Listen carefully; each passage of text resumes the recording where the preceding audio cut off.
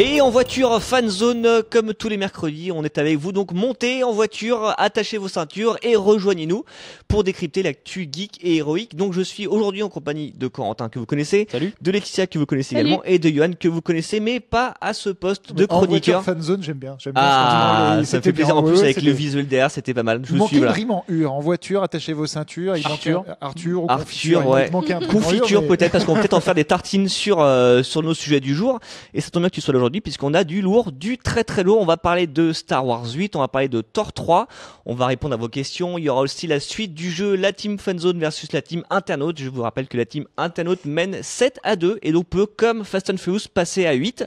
Et donc justement nous le gros sujet du jour c'est Fast and Furious 8, la grosse sortie de la semaine. C'est même le lancement du début de, enfin c'est même le lancement tout simplement de la saison des blockbusters. Et nous, donc, on va pas trop vous spoiler sur le film qu'on a vu et qu'on vous recommande parce que c'est ultra spectaculaire, parce qu'on sait que beaucoup de gens vont le voir aujourd'hui. Non, on va surtout parler de la saga. Et en fait, on s'est posé une question en voyant le film, on s'est dit, est-ce que c'est pas tout simplement la meilleure saga d'action du moment? Et si oui, pourquoi? Moi, je dis oui. Moi Moi, aussi. je dis oui aussi. Et lui, je Je vais dire dis- pourquoi. Non, je dis oui aussi, mais pourquoi? Mais pourquoi donc, Corentin? Bah parce que c'est super efficace quoi. Il faut reconnaître que du grand spectacle comme ça en salle, en termes d'action pure, on n'en a pas eu beaucoup. On avait eu Mad Max qui avait quand même envoyé du lourd en termes d'action à l'écran et de façon réaliste récemment. Mais hormis Fast and Furious, au niveau action, on est plutôt dans un domaine assez calme en ce moment. Je sais pas votre avis là-dessus, mais je suis plutôt team Fast and Furious pour ça en fait. Je suis d'accord avec toi. C'est vrai qu'en termes d'action, ça fait vraiment le boulot. Enfin, on en a pour notre argent. Et en plus de ça, les personnages sont hyper attachants. C'est vraiment une famille. Et ce qu'ils ont réussi à faire, c'est vraiment inclure le spectateur dans la famille. On a vraiment l'impression d'en faire partie. Et donc, c'est vraiment appréciable, quoi. C'est une saga d'action, mais pas que. Parce qu'on a Nathan qu'on salue qui nous dit, je vais voir Fast and Furious ce soir. Fast and Furious, c'est la vie.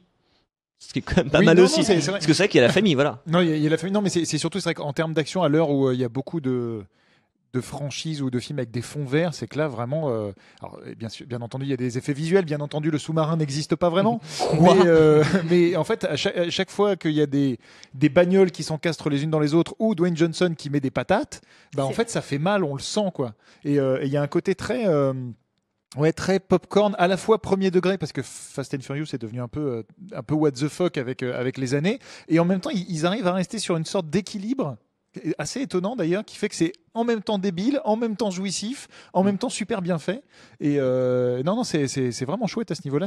Moi, exception faite peut-être de ce qui se passe en Asie avec des films comme Red 2 où là c'est vraiment de l'action ultra violente et là où on casse des jambes et tout ça, mais à Hollywood je trouve que c'est ce qui se fait de mieux en termes d'action, mieux que des Marvel par exemple où je commence à trop sentir les fonds verts, les déguisements, et là c'est de la testostérone, c'est mieux qu'un Expendables par exemple. Moi je trouve vraiment qu'ils ont réussi un truc. En fait, ils ont réussi là où Expendables a échoué, là où Machete a échoué, parce qu'en fait, il y avait les deux sagas en concurrence pour être la grosse saga d'action référence avec plein de gens au casting, puis en fait, tout le monde s'est vautré, et c'est à ce moment-là que Fast and Furious, lui, est passé devant. Ouais, effectivement. Enfin, c'est vrai que c'est bien de voir un Expendables, mais au final, il y en a aucun qui arrive vraiment à se détacher. Là, quand Charlize Theron arrive, on la voit, on sait que c'est elle, la méchante. Je spoil rien, hein, mais et vraiment, c'est hyper jouissif. Enfin, à chaque fois, ils arrivent à inclure des personnages hyper intéressants, hyper importants, des grands noms d'acteurs, et c'est jamais too much. Parce que là, on a deux actrices oscarisées au casting, on a Charlize Hélène Theron Mirren. et Hélène Mirren qui a un petit rôle, donc ça, on vous spoil pas, hein, c'était déjà annoncé, on a même une photo de l'actrice dans le film, donc voilà, c'est quand même, là, on sent qu'on a franchi un palier, et même, on se dit, en fait, quand on voit Charlize Theron, on se dit peut-être que la saga de James Bond a raté un truc, parce que, en méchante de James Bond, elle aurait été parfaite, sauf que là, elle le fait dans Fast and Furious. C'est là aussi qu'on se dit, en fait, que la saga est en train de rattraper les autres. Ouais, c'est devenu un peu the place to be pour la plupart des grands noms à Hollywood. Et je voyais un commentaire je crois que c'était Valentin, désolé si je me trompe sur le pseudo, qui disait il y a pas l'esprit des premiers. Et en fait, c'est ça aussi qui est intéressant dans Fast and Furious, c'est qu'on pourrait en être au 8e épisode où on voit des courses de bagnoles et des rodéos sauvages. On aurait fait un peu vite le tour. Et c'est qu'en fait, c'est une saga qu'ils ont réussi qui partait un peu dans une voie de garage un peu pourrie de direct ou DVD, et ils ont réussi à la remettre sur le terrain du blockbuster majeur. Et en fait, en la faisant évoluer, ils ont quitté le monde de la course pour aller vers un monde un peu plus d'espionnage, un truc un peu plus globalisant avec maintenant chaque épisode visite 3 ou 4 pays. Il y a un côté vraiment James Bond Mission Impossible testostéroné, aussi. voilà, c'est un espèce de mélange de tout ça, en plus à la sauce moderne, là où Mission Impossible ou James Bond commencent à être un tout petit peu âgés, ils ont tous les deux 50 ans. Là, Vin Diesel a 50 ans aussi en même temps. Mais l'apport qu'il y a eu aussi, c'est que c'est un film qui, contrairement à James Bond ou même à Mission Impossible, qui ils ont beau être 3 ou 4, c'est quand même pas pareil, repose sur une équipe. Des liens entre une équipe, donc aussi des personnages creusés, parce que Ethan Hunt, on l'aime beaucoup dans Mission Impossible, etc. Mais bon, c'est souvent les choses qui sont liées à son passé ou à lui en tant que personnage sont très infimes dans les films. Elles sont parfois enfin, il y a des intrigues personnelles à Ethan Hunt, mais Fast and Furious, c'est vraiment le cœur, c'est les histoires des personnages et ce qui leur arrive entre eux. C'est pour ça que dans le 8, c'est une trahison de la famille. C'est dans la bande-annonce de Vin Diesel qui apparemment trahit sa famille, et il mise tout là-dessus parce que c'est une franchise qui mise sur les sentiments, qui mise sur le rapport avec les fans, t'en parlais tout à l'heure.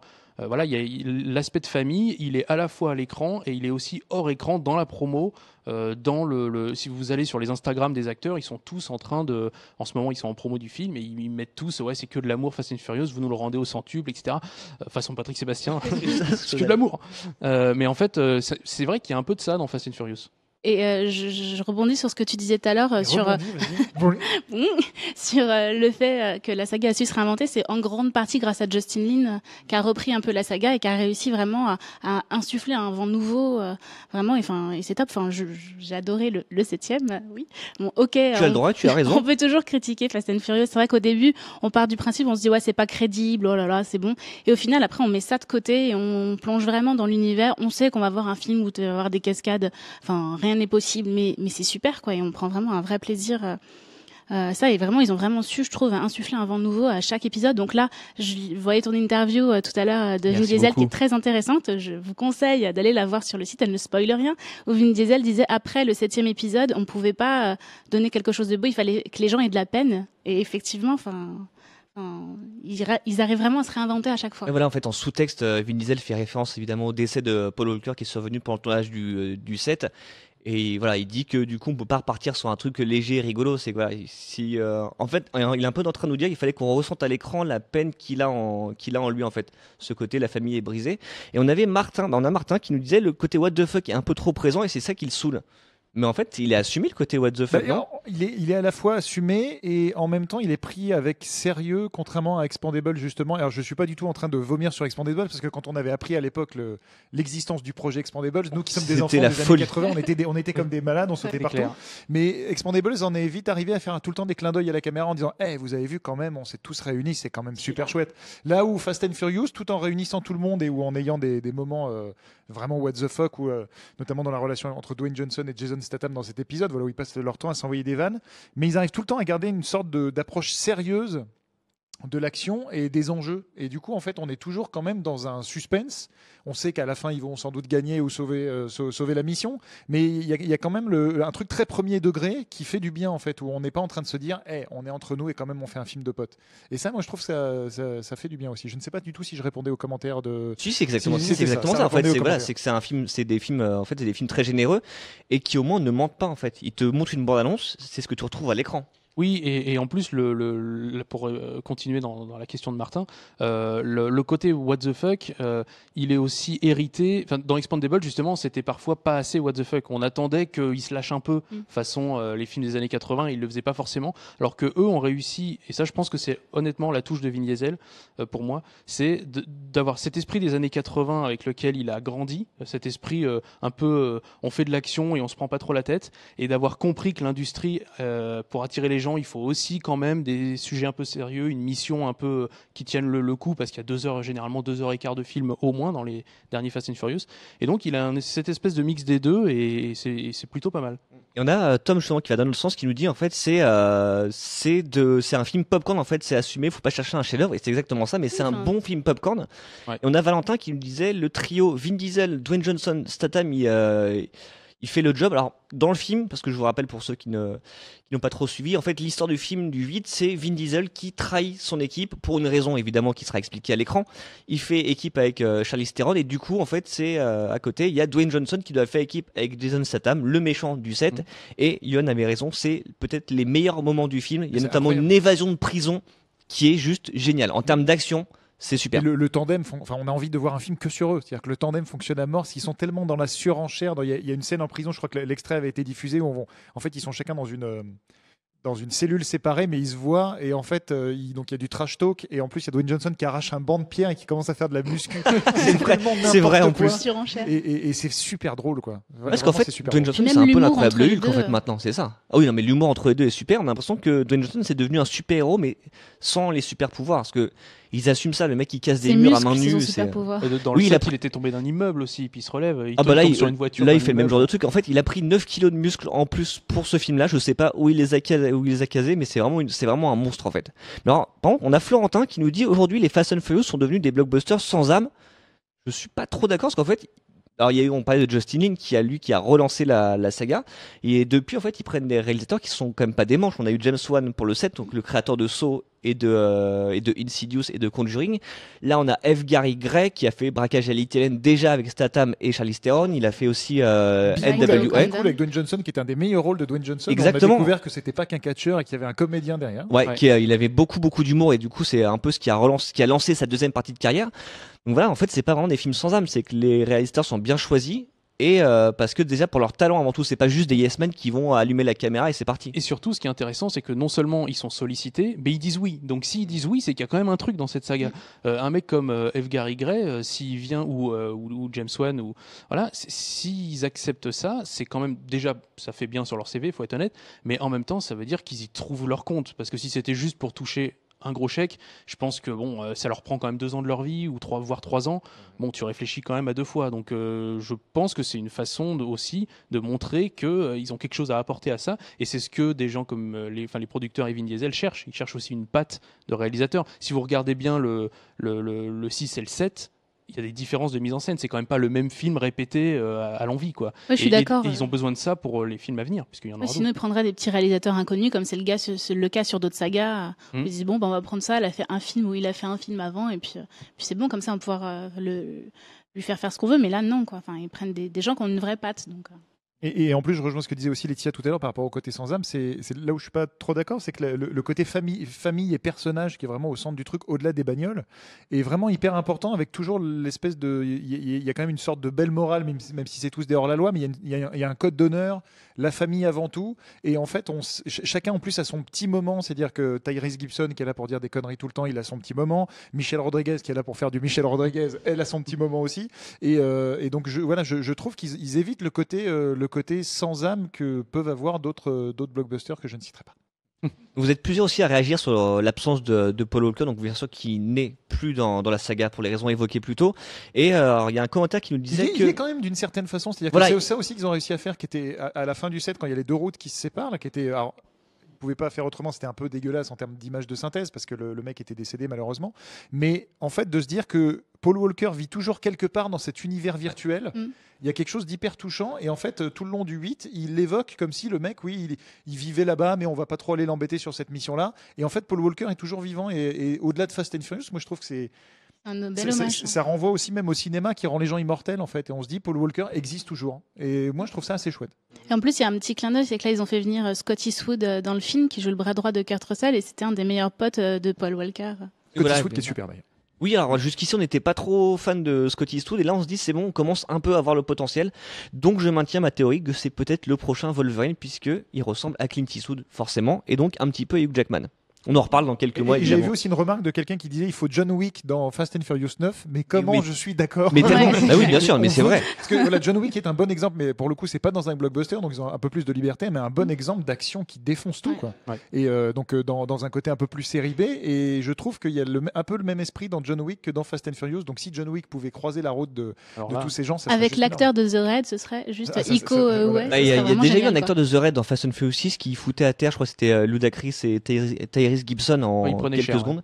Ouais, on comprend un petit peu.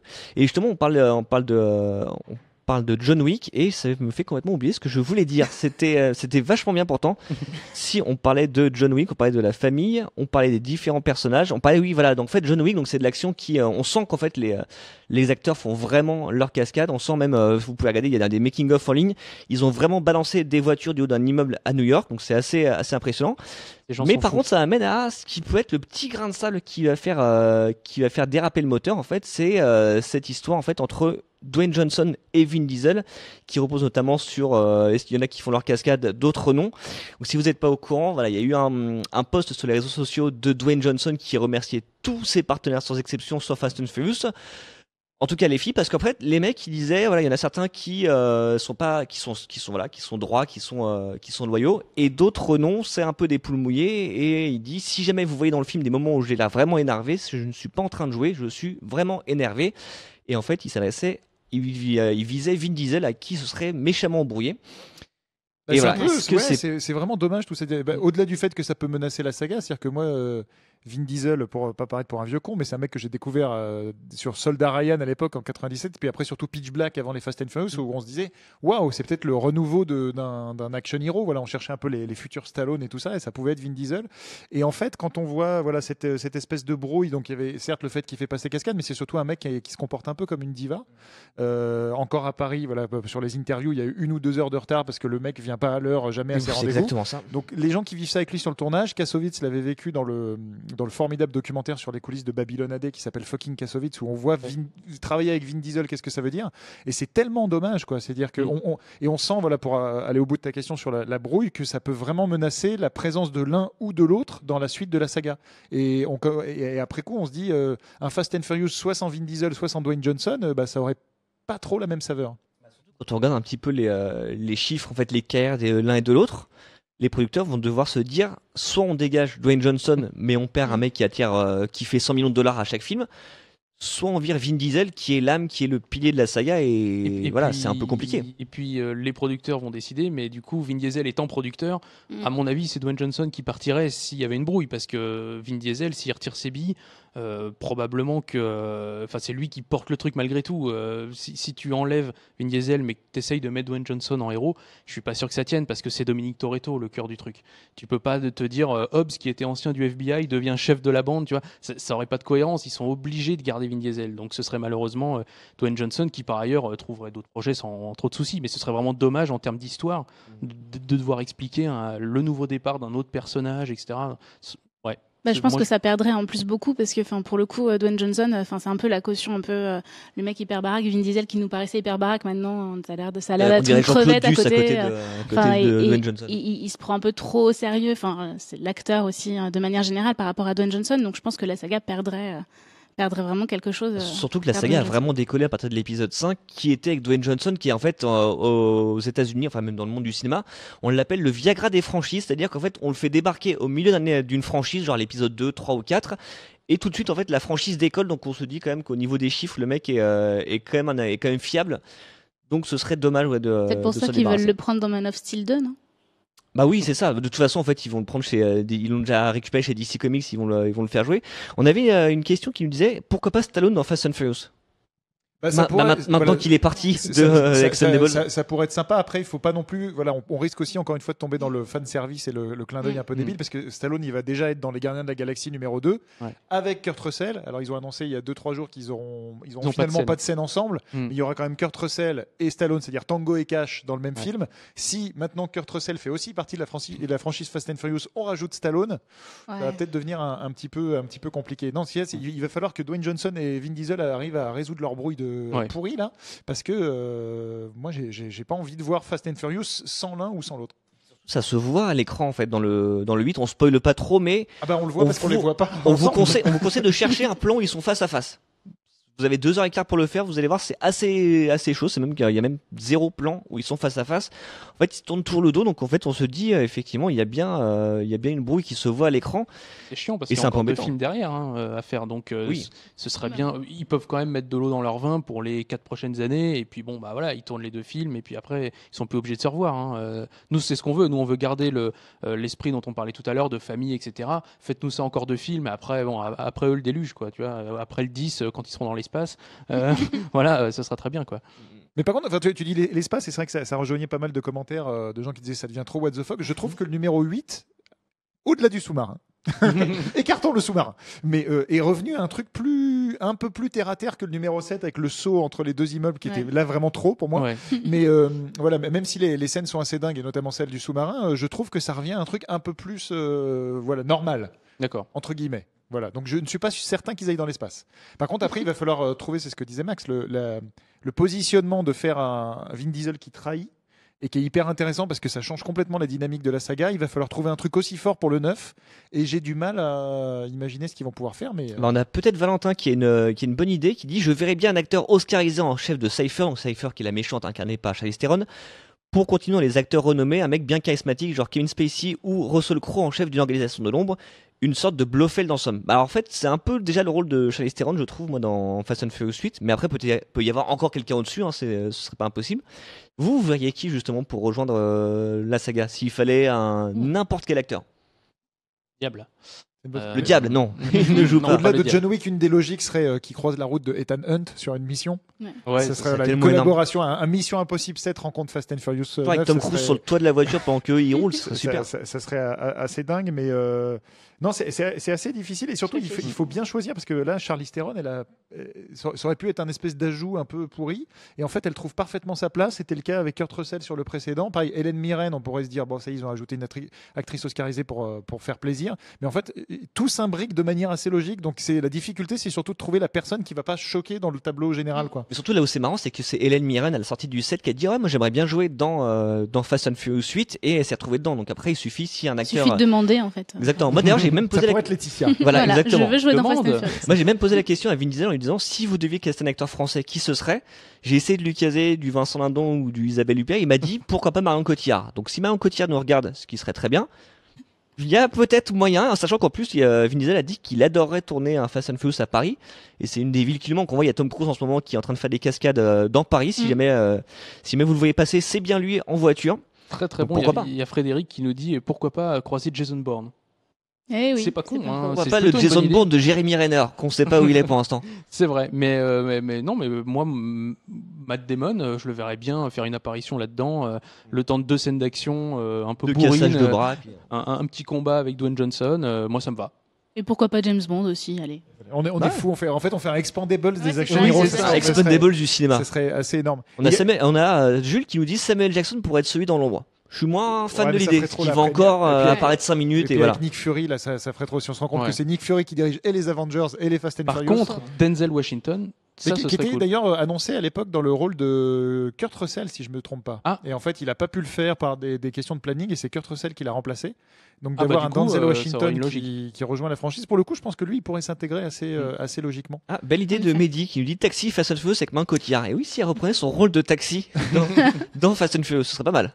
Mais par Ou contre, alors- il y a un truc assez intéressant aussi qu'il faut préciser, c'est surtout, encore une fois, comme disait Max, on va pas spoiler, mais c'est que tout ça est fait par le même scénariste, en tout cas, qui est une sorte un peu comme de showrunner dans les séries, donc un showrunner de la franchise. Et en fait, chaque épisode, au-delà du fait d'amener des nouvelles problématiques, en fait, répond à des zones d'ombre des précédents. Et le numéro 8, en fait, est relié au numéro 6 d'une certaine façon, au numéro 3, au numéro 5. Et c'est hyper intéressant la manière dont ils sont en train de tisser un espèce d'univers étendu Fast and Furious. Il faut lui rendre hommage. D'ailleurs, il s'appelle Chris Morgan et je pense qu'il doit avoir un tableau avec plein de petites étiquettes façon Marvel. Alors un machin, on l'a pas revu depuis tel moment.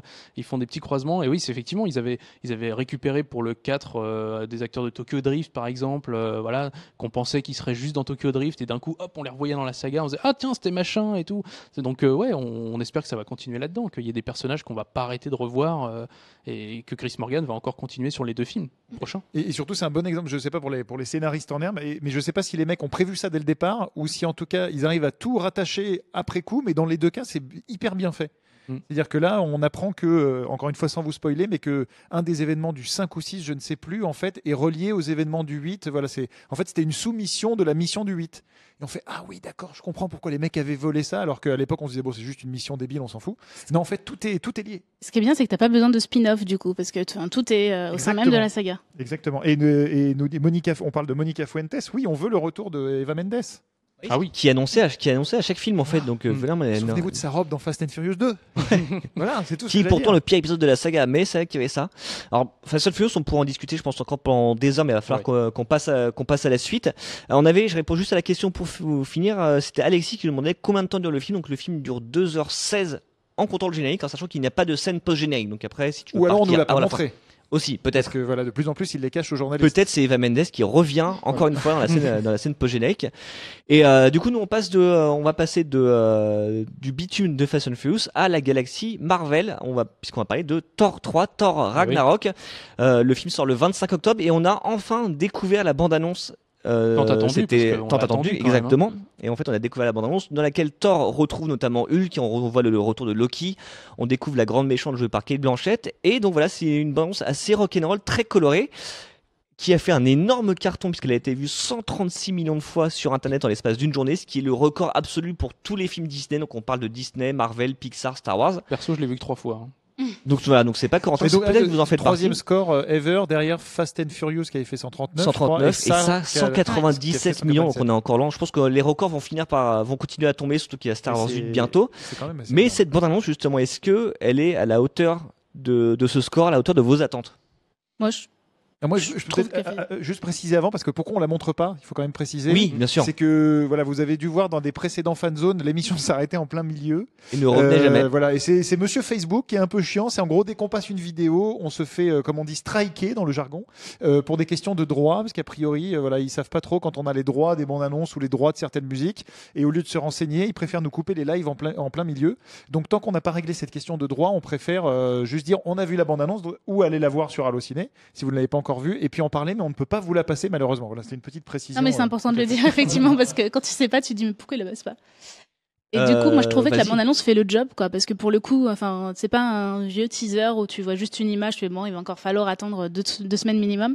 Là, tu vois les méchants, tu vois Thor, tu vois tous les personnages importants, Valkyrie, le grand maître, et puis tu vois la fameuse bagarre tant vendue avec Hulk. Donc ouais, non, pour le coup, enfin, je trouve que ça fait le boulot. Après, j'ai quand même un gros bémol sur la musique employée. Led Zeppelin, là, c'est juste pas possible, quoi. Non, c'est la musique de 50 minutes inside. Ouais. Ce n'est pas la musique et de Millennium. Et voilà. Alors, on a quand même 2 commentaires dessus qui nous disent, je trouve que la bande-annonce de Thor 3 fait un peu une copie des Gardiens de la Galaxie. Ah bah alors là, Complètement. Et c'est le moment où Corentin sort de sa boîte. c'est mon coup de gueule. Non, pas du tout. Non, mais par contre, oui, moi, c'est vraiment ce qui m'a frappé à la première vision, c'est que je me suis vraiment dit, mais c'est pas possible, c'est les Gardiens de la Galaxie encore. C'est-à-dire qu'il y a une musique bien cool qui date comme celle des BO des Gardiens de la Galaxie et qu'on ressort. D'ailleurs ils ont dû raquer parce que Led Zeppelin ils font payer leur musique. Ils ont de l'argent Marvel, je pense. Ça va. Et après, oui, un montage très coloré, beau, très flashy. L'affiche qui accompagne la bande-annonce, ouais, c'est jaune, il y a du turquoise, ça en envoie plein les yeux. Et du coup, ça fait vraiment penser aux Gardiens de la Galaxie. Et tout est un petit peu trop, et ça c'est le reproche que j'ai. Je crache pas dans la soupe parce que globalement j'ai plutôt aimé ce que j'ai vu, mais après en termes vu de 3 fois forme, déjà. voilà. Mais en termes de forme, j'ai vraiment trouvé ça très marketé avec le plan, la séquence blague, la séquence affrontement avec Hulk, parce que voilà, il faut montrer, ils ont beaucoup fait la promo là-dessus, que ce sera un buddy movie avec Hulk, donc on le montre. La méchante, voilà, c'est paf, un peu comme ça, embarqué en 1 minute 15. Voilà, c'est un teaser trailer, donc je vais pas non plus, je parle pas du film, je parle vraiment des images qu'on a eues. Là, c'était ma petite déception. Je me suis dit, waouh, la vache, c'est quand même très très calibré, quoi. Ouais, je suis d'accord avec Voilà. toi, il n'y a pas de surprise. Après, je pense que pour les vrais fans, au moins, c'est pas déceptif, quoi. Après, moi, l'un des soucis, voilà, vous savez, j'ai beau être régulièrement dans Fanzone que je ne porte pas spécialement Marvel dans mon cœur. On en parlera une autre fois. Oui. Non, au-delà du fait voilà, qu'elle fait le job, je trouve qu'elle a peut-être été survendue par James Gunn, voilà, qui est le réalisateur des Gardiens de la Galaxie, qui a dit, Qui survend beaucoup voilà, tout. vous verrez, tout, hein. c'est la meilleure bande-annonce de tous les temps pour un film Marvel, et en fait, donc on s'attend forcément à un truc un peu différent. Et en fait, effectivement, on regarde, on fait, oui, en fait, en gros, c'est une copie de ton film. C'est pour ça qu'il a aimé, peut-être. Voilà, c'est peut-être aussi pour ça qu'il a aimé, mais du coup, voilà, c'est assez étonnant. Et c'est vrai qu'il y avait un commentaire le deuxième commentaire que tu évoquais tout à l'heure, où quelqu'un dit c'est bizarre, il change encore de ton, et c'est vrai que du coup la saga en 3 épisodes, elle a jamais le même ton. Là En fait, où on est passé d'un film shakespearien, le premier, un côté après un peu buddy movie entre Thor et Loki, et là maintenant on part. En fait, on a un côté, il y a un peu la thématique, l'espace, c'est rigolo chez Marvel quand même. T'as Et l'impression coloré. que Thor arrive pas à se trouver une vraie identité en fait, contrairement à je crois Captain qu'en fait, En fait, America ou autre. c'est quoi. celui finalement qui marche le moins parce Ouais. que quand tu Moi, regardes les j'ai chiffres, moins accroché c'est du tout, celui enfin, du tout. qui fait les moins gros scores box-office. Peut-être qu'ils se sont dit, tiens, on va lui faire un côté gagnant de la galaxie. C'est aussi très très difficile à vendre en fait le personnage de Thor parce que le personnage de Thor c'est un truc mythique. Je veux dire, le mec a quand même une cape et un marteau. Ça devient dur de vendre un héros avec une cape et un marteau parce qu'en face t'as un mec avec une armure qui se monte toute seule. Même Captain America, ils ont montré le côté daté dès le premier film, ce qui fait qu'après c'était la version moderne on va dire avec un costume plus adapté, etc. Hulk, ils peuvent trop rien à Hulk, hein, c'est un gros machin vert. Mais par contre, Thor, oui, c'est le mec avec son casque à ailettes, c'est le mec avec son marteau.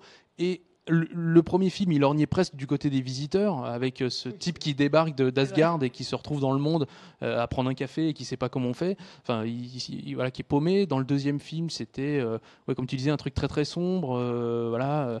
Et on voyait que le film savait pas très bien où il allait. Là, pour le 3, en fait, moi j'ai l'impression que ce qui déguise un peu, c'est un film solo Hulk qu'ils ne peuvent pas faire.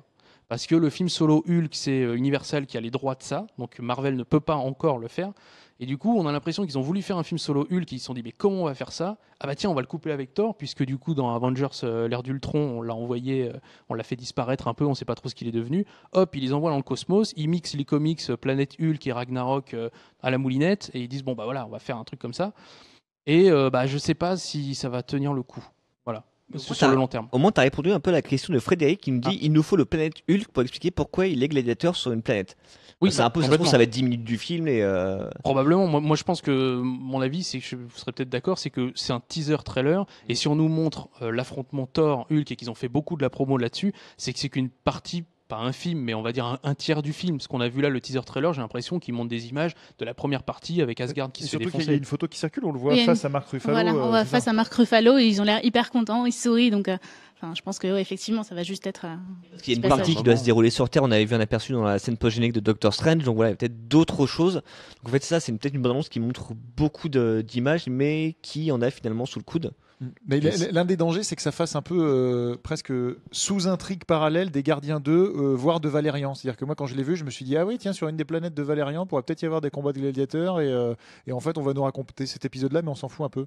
Et voilà, moi, je trouve que le film, il est peut-être pas à la hauteur de ses ambitions, alors qu'ils avaient annoncé un truc énorme, hyper drôle. Donc, je sais pas. Il y a deux trucs qui me font peur, moi. C'est Ella, donc le personnage de Cate Blanchett. Parce que au fond de moi, j'espère qu'ils vont pas en faire une sorcière de Suicide Squad. Voilà. La méchante de Power Rangers surtout. Un peu Power Rangers aussi, Rita Repulsa. Voilà. J'espère que ça va pas être dans le comme ça. Et tellement bien. Je le fais bien, je le refais. Je ferme les yeux, il y a Cate Blanchett sur le plateau. Et la deuxième chose, c'est que j'espère surtout que c'est pas un Thor 3 qui n'est là que pour expliquer comment Thor et Hulk vont se retrouver dans Avengers 3 ou 4, on ne sait pas encore.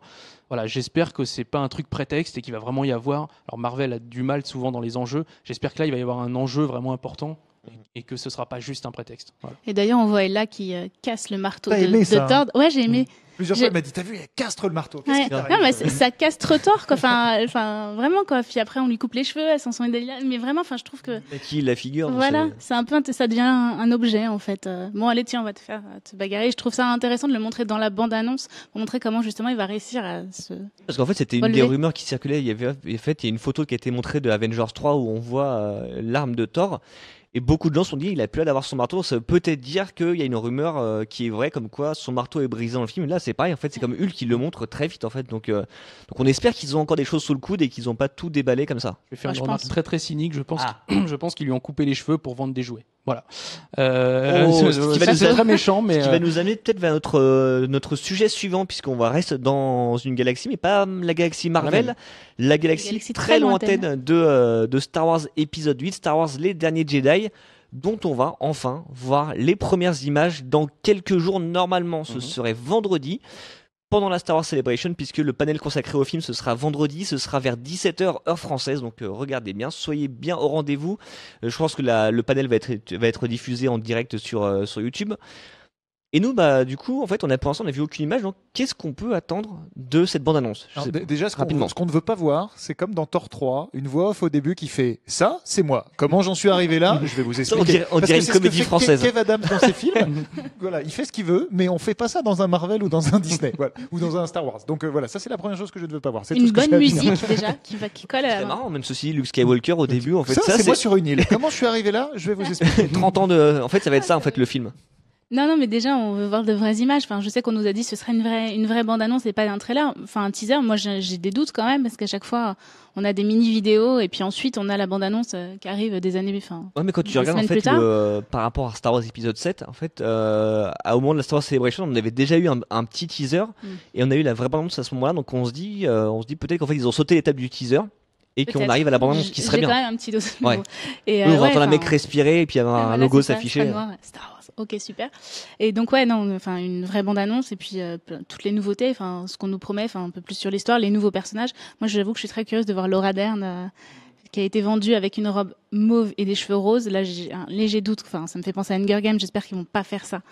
En tout cas, c'est le retour en force de la team Jurassic Park, parce que Jeff Goldblum dans Thor, Laura Dern dans Star Wars, Sam Neill aussi dans Thor. Voilà, ça fait plaisir de tous les revoir.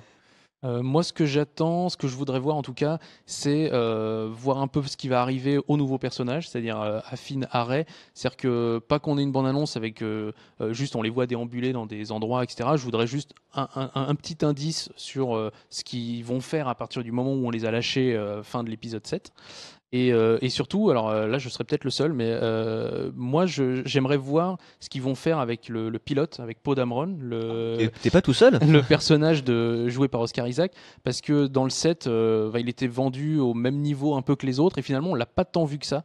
Alors j'ai pas regardé s'il avait des scènes coupées dans un Blu-ray, etc. Mais je me dis, bon, moi, j'aimerais savoir si ce mec-là va à un moment prendre une importance, va devoir choisir un camp ou bien faire un acte vraiment de ouf avec son vaisseau, etc. Voilà. Je veux savoir ce que ce mec a dans le ventre et ce qu'il va apporter vraiment à la saga maintenant. Quand on l'a découvert, on pensait que ce serait un nouveau Han Solo, puis finalement, peut-être que oui, mais pour l'instant non. Donc moi, j'espère qu'on va en voir plus de Poe Dameron. Et moi, ce que j'attends, là, ça rejoint un peu ce que je disais, donc surtout pas de voix off, mais on a quand même envie d'entendre les premiers mots de Luke Skywalker depuis le retour du Jedi. Voilà, et donc on l'a perçu pour l'instant à peu près 4 secondes dans l'épisode 7. Donc on a envie de revoir Luke, on a envie de voir sans doute un petit hommage à Leia, quoi, avec une petite image fugace qui passerait. Ouais. Et puis on attend peut-être quand même une punchline à la Chewie, on est à la maison. Il faudrait que, normalement, il faut que la bande-annonce se termine sur un truc où tout le monde se lève et crie. Oui. Et puis on a envie de voir s'il va battre le record de ça. Parce que ça, il y a moyen. 197 millions, le précédent c'était Fast and Furious, le précédent c'était Star Wars 7. Donc ça serait logique que Star Wars 8 reprenne la main et tape les 200 millions de vues en une journée. Ce serait même un peu la honte s'il n'y arrivait pas. On pourrait battu par un clown dans les égouts, ça serait un petit peu. Quand même, c'est Star Wars 8. Exactement. Il y a un moment, Et puis voilà, et après ça rejoue aussi un peu ce que tu disais sur Thor 3. J'espère que, parce qu'il y a déjà des rumeurs où Poe Dameron a un nouveau X-Wing, ou Kylo Ren a un nouveau TIE Fighter.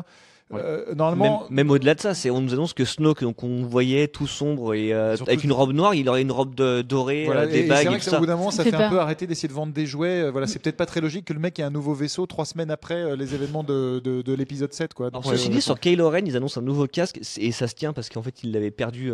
Oui, mais voilà, même si c'est une bonne explication, mais voilà, on veut juste un univers logique. Et moi, je me rappelle à l'époque, je peux me tromper, mais j'avais les jouets Star Wars sur la trilogie originale, et j'ai pas l'impression que le X-Wing changeait d'épisode en épisode. C'était comme dans Rogue One, qui se passe entre l'épisode 3 et 4, et on nous invente un nouveau vaisseau qui n'existait pas jusque-là. Et puis le en plus, U-Wing, là, et c'est n'importe quoi. En plus, le X-Wing, t'en achetais un, puis tu te disais, je voudrais bien faire une escadrille, puis t'en rachetais 3, tu vois. Donc il n'y a pas besoin de le refaire à chaque fois. Là, on a une question de Damien qui nous dit, y aura-t-il un Rogue One 2? Eh bien, il existe, il s'appelle Star Wars épisode 4, un nouvel espoir. Non, puis surtout, Rogue One 2, ça existe, mais en roman. Il y a un roman qui prend la suite, il me semble, qui se centre sur l'équipe de Saw Gerrera, etc. Voilà, il y a un roman qui se passe là-dedans. Donc malheureusement, je crois qu'il n'est pas encore sorti, mais get ça, il y a un roman Star Wars Rogue One. Et pour le petit clin d'œil, il y a un des pilotes dans l'Empire contre-attaque sur Hoth qui s'appelle Rogue 2. Ah bah voilà. Et pan. Voilà. Et Revoyez voilà, Empire donc en fait, contre-attaque ça existe d'ici déjà, monsieur. d'ici Et demain. voilà. Et on a Jules qui nous dit, qui se demande à quel point Luke est puissant. Bah, c'est quelque chose qu'on espère voir dans la bande-annonce. Peut-être lui le Ouais. dernier Jedi. Et moi, ce que j'espère, enfin, ce que j'attends de voir, en fait, c'est l'univers visuel du film, parce que le réalisateur, en fait, contrairement à J.J. Abrams qui avait fait Star Trek avant, là, c'est Rian Johnson qui, son plus gros film, c'était Looper, qui n'était pas non plus un gros film à effets spéciaux. Mhm. Voilà, avant, il avait fait des polars plus ou moins sombres, donc je suis vraiment curieux de voir ce que c'était. C'est un choix qui est intéressant. Le mec a fait Breaking Bad aussi, Mhm. mais je sais pas du tout ce que ça peut donner dans un Star Wars. Il annonce un film très réaliste, alors que la chasse d'eau nous retombe dessus. Il annonce quelque chose de réaliste. Quand il parle de ses références, c'est tout sauf de la science-fiction. Donc, je suis Ça très, va très, peut-être très, plus très un curieux drame. de voir. Enfin, Bah, je ça pense peut que être- les effets spéciaux vont être secondaires. Oui, peut-être. oui, je suis assez Oui, d'accord. c'est ça. C'est que si on est un peu dans la logique d'un équivalent avec la première trilogie, c'est que ça va être un peu comme l'Empire contre-attaque et notamment l'entraînement sur Dagobah qui était pour Luke et Yoda. Et là, on imagine que sur la planète un peu qui ressemble à l'Irlande, là, je sais Ouais. pas comment elle s'appelle exactement, ça va être l'entraînement de Rey avec Luke et du coup avec un côté beaucoup plus naturaliste. Parce qu'à part Yoda qui était une créature un peu bizarre, sinon ça se passait dans un marécage et pourtant c'était passionnant. Donc je pense qu'il peut faire un truc intéressant Et- sans effets spéciaux. Et ça va être intéressant de voir Luc professeur en fait. Luc enseignant et de voir comment lui va transmettre ce que nous on a déjà vu. Enfin, je refais cette phrase. Lui, il a déjà appris d'une certaine façon et on va voir comment il transmet ça. Est-ce qu'il transmet de la même façon ou est-ce qu'il va avoir développé une autre façon à lui de transmettre la force? Il a l'air d'avoir une grosse zone d'ombre parce que le mec il s'est quand même isolé sur une île pendant 30 ans ou peut-être un peu moins, mais voilà, donc je pense qu'il doit y avoir de vraies raisons et on espère qu'on va très très vite en savoir un peu plus. Bon, Et déjà dès vendredi, puis après d'ici le 13 décembre qui est la date de sortie du film dans nos salles, donc on Mais a un peu le temps d'en reparler. Il y a une vidéo qui a été dévoilée hier. Enfin, on nous promettait un truc sur Star Wars. Au final, c'était juste Luke et Rey qui discutaient. Enfin, où ils essaient de vendre des trucs pour les fans pour que les gens fassent des dons. Et en fait, tu vois un peu vite fait la relation qu'il peut y avoir entre les deux, où il se moque un petit peu d'elle, il lui lance des petits pics, un peu la relation grand frère et petite sœur, parce que c'est pas père-fille, parce que là vraiment il se moque vraiment. Mais Très bonne vanne de Frédéric. J'allais la citer en Très plus, très voilà. bonne vanne Frédéric. Il dit on est mercredi, donc pas de chevalier, jeudi, et c'est donc sur cette bonne vanne qu'on va C'est génial. arrêter ce module sur Star Wars. Donc on reparlera bien sûr dès qu'on aura vu les images. Dans quelques instants, donc on va répondre à vos questions. Donc commencez à les poser. Voilà, le temps qu'ils arrivent, on va un petit peu discuter. Il y aura bientôt, préparez-vous, la suite du jeu Team Fanzone versus Team Internaute avec la possibilité pour la Team Fanzone de resserrer l'écart. Parce que je vous rappelle que la Team Internaute mène 7-2. Ça va pas durer. donc, Bon, on a- on peut peut-être même annoncer que le fanzone de live de la semaine prochaine sera sur la bande-annonce de Star Wars 8. On peut se Ah le bah dire. oui, On fera oui, un arrêt oui. sur image de chaque image et on en parlera 1 heure de chaque image. Hein, donc soyez là. On Ouais. la diffusera pas, mais on mettra des captures d'écran. Grave. Voilà. Et en attendant, on a Florentin qui nous demande comment ils vont faire avec Leia, vu que l'actrice est morte. Et ben, c'est une des grosses questions qui se Eh oui. posent actuellement chez Disney et Lucasfilm. Parce que- Ils ont dit qu'ils ne la recréeraient pas en Oui. numérique, hein, n'est-ce pas? Oui, c'est ça. Ils ont promis qu'il y aurait pas d'effets spéciaux pour recréer Leia. Ils vont faire qu'à partir d'images qu'ils ont déjà.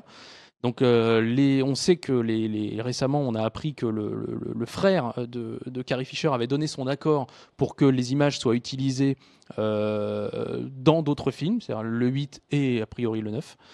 Ça, c'est officiel. Après, de quelle façon elle va apparaître, on ne le sait pas. Le 8, elle avait tourné toutes ses scènes, donc bon, elle va avoir une intrigue logique.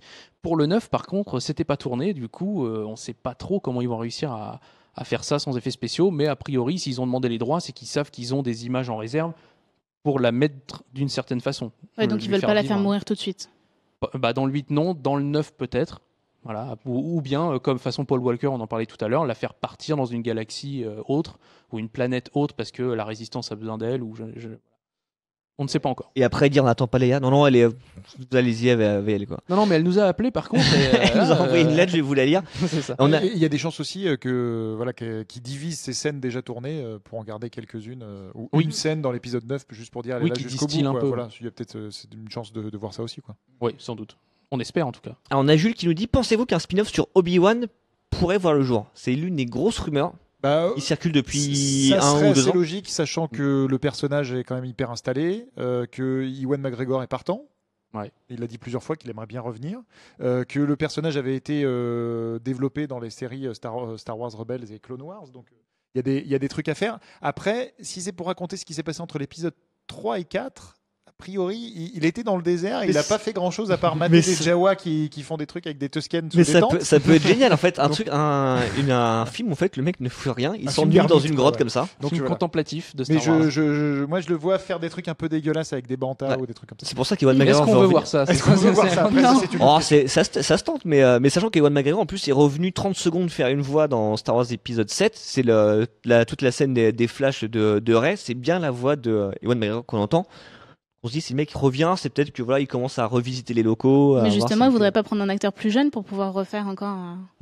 Donc ce serait Parce peut-être que pas du coup, lui. il a vieilli, donc du coup, ils vont Oui, mais pouvoir. s'ils veulent refaire une sorte de spin-off, ils Sinon, ont la besoin de le jeunesse prendre. d'Obi-Wan La Kenobi, jeunesse. comment le mec Mhm. est devenu Jedi, Ouais. mais bon, est-ce que ça serait intéressant Et puis ça ferait un peu redite avec ce que Rey va vivre pour Ouais, apprendre à c'est ça. devenir Jedi, quoi. Donc, Après, on a Damien qui nous demande un spin-off de Dark Vador. Bah, ça, c'est la trilogie 1, 2, 3. Parce qu'en fait, a priori, on sait tout sur Dark Vador. Je pense que là, maintenant, on va commencer. Ouais.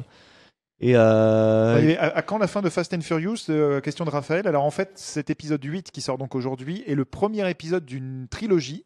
mhm. Donc ça va aller jusqu'à Fast and Furious 10. Donc sachant qu'il y en a un tous les 2 ans, ça nous amène à 2021, si je ne m'abuse, pour Ouais. terminer la saga. Et a puis priori, 20 ans après, voilà, donc pile le poil premier. pour les 20 ans. Vin Diesel aura à cette époque-là 55 ans. Je pense Mhm. qu'il faudra arrêter. Oui. dans le film, ils nous font croire qu'il a 40 ans. Hein. voilà, Si vous ouais, regardez bien, à un c'est moment, ça. il y a son âge qui s'affiche, c'est marqué 40, c'est assez Mais, drôle. en tout cas, voilà, ils annoncent en tout cas que celui-là est le début d'une nouvelle trilogie. Et à un moment, il y a eu des rumeurs de spin-off, mais comme Laetitia disait justement tout à l'heure, peut-être que la trilogie, que la saga a réussi à intégrer des spin-offs sous forme d'intrigues secondaires. Mais à un moment, ils avaient aussi parlé de faire des séries télé sur certains Ouais. personnages. Peut-être que Dwayne Johnson là, pourrait avoir sa place d'avoir une série télé sur les aventures de Luke Hobbs. Ça pourrait être rigolo. Mini-série, 6-8 épisodes, ça pourrait être Mais sympa. en tout cas, au cinéma, 10 épisodes et ça se termine en 2021. Et on a une question de Esteban. Pourrait-il y avoir un spin-off Boba Fett? Bah là, c'est pareil, en fait, c'est un peu comme Obi-Wan, ça revient souvent. Il L'avantage était de... même question qu'apparemment, parce qu'il y avait un spin-off réalisé par Josh Trank, le réalisateur des 4 Fantastiques, qui Ah oui. a été dégagé du projet. Le projet a disparu. Et il se murmure que c'était ça. Il devait l'annoncer il y a 2 ans avec un teaser. Et puis finalement, le truc est tombé à l'eau. Et on n'en a plus jamais entendu parler. Donc, est-ce qu'ils vont le relancer? Est-ce qu'ils vont annoncer dans quelques jours que ça va revenir? Ça pourrait être vachement intéressant en tout cas, Eh parce oui. que c'était un peu raté dans l'attaque des clones. Jango Fett, on voyait ouais. Jango Fett et Ouais. on apercevait Boba Fett jeune qui ramassait la tête de son père à la fin. C'était un peu naze quoi. Donc le personnage mérite mieux, même si en fait finalement en temps à l'écran il apparaît peut-être 4 minutes dans toute Mais la il est devenu trilogie culte. originale. Mais il est culte et il y a un truc à raconter Et autour. surtout, oui, on sait pas grand chose. Du coup, il y a vraiment un boulevard pour écrire des trucs. Autant le spin-off Han Solo, tu te dis, bon, il est quand même pas bien vieux déjà dans l'épisode 4. Donc, un spin-off, ils vont pas faire une trilogie, on espère. Déjà, un film, ce sera beau. Et tu te dis, ouais, Boba Fett, par contre, il y a vraiment une avenue entière pour écrire un film de 2h30 facile. Et en plus, ça Vraiment permettrait de raconter les bas-fonds de la galaxie, ce qui a un tout petit peu été fait dans Rogue One, voilà, au tout début, là, quand il y a Cassian qui vient chercher Jyn Erso. Ouais. Quand il échange des informations, pardon. Et en fait, on se dit de faire un truc entièrement sur les bas-fonds de la galaxie, uniquement avec des chasseurs de primes, sans Jedi. Ça pourrait être vachement intéressant. Il y avait un jeu vidéo très attendu, très ambitieux, qui s'appelait 13-13, qui a été abandonné, qui devait raconter justement des aventures au sein des bas-fonds de la galaxie. Et donc, d'avoir un truc sur un chasseur de primes pourrait permettre de raconter cette espèce d'univers un peu caché de Star Wars. Surtout qu'ils veulent déjà le montrer dans le spin-off sur Han Solo. Ils ont dit qu'ils exploraient les recoins un peu sombres de la galaxie. Et on avait une question de Valentin qui nous demandait quel film Marvel après Avengers Infinity War. Donc il y en a un paquet. Donc juste avant, il y aura Black Panther. Juste après, il y aura Ant-Man 2, non ? Il y aura Ant-Man 2 Captain l'été Marvel. prochain. Il y aura Captain Marvel début 2019. Il prévoit un Avengers 4 déjà. Et après, je crois que c'est tout. Ainsi, un Spider-Man Homecoming 2. Et après, je crois que c'est tout dans ce qu'ils ont annoncé C'est pour bien, l'instant. c'est Ouais, déjà c'est bien. 2028. Parce qu'après, il y aura les Gardiens de la Galaxie 3. Il y aura encore beaucoup de choses Oui, qui parce que je crois devraient qu'il pas a tarder à annoncé annoncer. que c'était une trilogie, les Gardiens. Donc, il y aura- En fait, Marvel a encore 3 films non identifiés pour 2020. À 3 dates précises de 2020, on ne sait pas encore ce que c'est. Donc, a priori, on peut un peu se mouiller en disant un Gardien 3, peut-être un Strange 2. Et puis, C'est vrai qu'il y a ça, oui. après, un autre film, peut-être un Captain Marvel 2 ou un film surprise qui serait un truc qu'on n'attendait pas. Et du coup, bam, un film inhumain, par exemple, pour répondre à la série qui va débuter en septembre prochain. Voilà, Un il y a film plein de Defenders aussi, possibilités. ça pourrait être possible. Si la série oui, bien Netflix sûr. marche bien, d'avoir une sorte de long épisode produit par Netflix, et ça pourrait être, pourquoi pas, intéressant. Ah oui, carrément. Et donc vous vous rappelez qu'il y a quelques instants on a parlé de spin-off et on a parlé aussi de Dwayne Johnson et c'est justement le moment de passer à notre jeu, la team Fanzone versus la team Internaute. Donc je vous rappelle que les internautes mènent 7-2 et aujourd'hui nous allons donc jouer avec Dwayne Johnson donc qui est à l'affiche de Fast and Furious 8 et Dwayne Johnson qui est un peu un monsieur franchise Monsieur Il a Muscle, joué en dans plus. pas mal de franchises, donc vous allez devoir me les citer une par une. Ah, sympa. Le premier qui a perdu. Donc sachant que je rappelle les règles, donc une franchise qu'on considère comme une franchise, c'est un film qui a eu une ou plusieurs suites. Ça peut être aussi une saga qui s'est développée sur petit et sur grand écran. Ça peut être aussi l'adaptation d'un jeu vidéo sur grand écran, l'adaptation d'une série. Donc c'est assez large. Et en fait, Dwayne Johnson, il a pas mal d'apparitions là-dedans. Les remakes, ça compte pas. Les remakes, non, ça compte pas. Voilà, D'accord, effectivement, pas je de préfère préciser. Donc je prends mon petit papier pour checker que ce soit Je ne bon. triche pas. Et donc je vous laisse. Donc les internautes commencent avec Voyage au centre de la Terre. Oui, Bien vu parce que c'était pas le plus évident. Bien Je- vu, bravo. Alerte à Malibu. alerte à Malibu, exactement. Non, pas toi, oui, Oui, pardon, c'est- excuse-moi. c'est- Donc Voyage au centre de la Terre, non, ça a déjà été dit. C'est marrant que ce soit le premier qui vienne. Voilà, Voilà. oui, Fast and Furious, évidemment. Évidemment. Le roi scorpion. Le Roi Scorpion. Donc la momie, le Roi Scorpion, ça on garde. Doom, effectivement, c'était un jeu vidéo, Ah, c'est bien vu. devenu un film après. G.I. Joe 2. G.I. Joe 2, exactement. Il y a un G.I. Joe 3 qui va être un reboot, mais ça colle. Man of Steel 2, ça peut fonctionner vu que c'est Ah, un c'est projet. à eux. La momie de G.I. Joe, non, ça c'est fait. Fast and Venom, Furious. non, ce n'est pas, toujours pas. Scorpion, non plus. C'est dit. G.I. Joe, non. C'est dit aussi. Attention. L'affaire Venom, oh, non, ça n'a rien à voir. Alors, Jumanji, oui, non, c'est Jumanji, la suite de Jumanji qui arrive cet été, effectivement. Bah, je croyais que ça comptait pas, que c'était pas un remake. Non, mais Là, c'est comme une si suite. Ah ouais, bah ouais. oui, mais moi je l'ai pas C'est- dit parce Mais que du je coup, on pensais peut que c'était un dire Be remake. Cool qui était la. Be Cool, le exactement. film de Get Shorty. Eh ben voilà, exactement. J'espère Voilà. que tu l'aies. Donc on a Alexis qui nous dit Shazam, effectivement. Donc Shazam, en fait, on compte tout ce qui est le DC Extended Universe, hein, Man of Il Steel l'a pas 2. encore tourné, Shazam. Ah oui, mais ça compte aussi les films qui ne sont pas Man encore of tournés. Steel 2, c'est bon. Oui, oui, ça compte donc, aussi les films qui ne sont. Ouais, c'est- Voilà. Oui, effectivement, Man of Steel, ça colle. Donc Mortal Kombat, non, il n'était pas dedans. Il y a du Split, troll non plus. de Maxime. Alors Hercule, non, puisque c'était une espèce de remake. En fait, ça aurait pu être une nouvelle saga, mais non. Black Adam, et effectivement, ça marche. C'était du Shazam. film. Ouais, Ah bah, oui, il y aura oui, deux, oui, il y aura deux films du coup. Eh ben, je vais dire Rampage. Rampage, exactement, l'adaptation d'un jeu vidéo qui sort bientôt. On a San Andreas, effectivement, puisqu'il y a Oui, une le suite en préparation. Ah, habile. Coincé. Non, on peut trouver encore, je suis sûr. Southland Tales. Ouais. Non, c'est non, qu'un parce que film. c'était un film unique. Donc, Ouais. ils vont pas gagner encore. Ah non, Sachant non, que pas- j'ai vu passer une réponse qui entérinerait la victoire, et donc la huitième victoire des Internautes. Ah, non, Il nous en manque un, ça veut dire. Il vous en Ouais, manque on- au moins un. Rate un truc. Hmm, Ah, c'est horrible. ouais. On peut dire Vaiana fait partie de l'univers étendu Disney. Non, je On me suis accorde posé pas la Vaiana question, non. Voyons voir. C'est mal barré, c'est mal barré, Ouais. c'est mal barré. Non, vous êtes très fort, mais j'espère juste que vous faites pas du Wikipédia, parce que nous, Non, ouais, on a rien, triche nous. pas en plateau. Allez, un indice. Est-ce que c'est un film avec un chiffre derrière, genre un 2 ou un 3 de quelque chose? Non, il n'y a plus Non. plus de chiffres. Il n'y a plus de saga. Ah là là là, là, c'est dur, c'est dur. Sachant que ouais, vous êtes plusieurs en fait à. Alors la fée des dents, non. Ça par contre, c'était pas dedans. Il était pas paru dans un film avec Steve Carell? C'est ça, hein? Adapté d'une série. Espion machin truc là où ils sont. Non, Non, une série. Par contre, c'est de l'espionnage. On est bien oui, c'est de d'accord. l'espionnage. Avec le prénom de l'un de nous. Oh là. Si je vous Max aide. la menace. Max. Voilà, Max la menace. Eh oui. On a eu Tom qui nous a dit Star Trek la série. Effectivement, il a joué dans la série Star Trek Voyager. Ah, Ah bon, on avait dit les films. Bah non, on avait dit On que avait dit ça tout. correspond aussi au. Et Oui, mince. je crois qu'ils ont gagné. Hein. Ouais, je Max sais pas- la menace, effectivement. Il Vous t'en l'avez. reste sur ton papier ou pas? Il m'en reste un petit peu. Hein. Il t'en reste Agent encore. presque secret, non, ce n'était pas une adaptation, ce n'était pas une série. Bambi la pub, non plus. De toute façon, c'est à nous. C'était non une parodie. Oui, c'était C'est à nous. c'était à vous.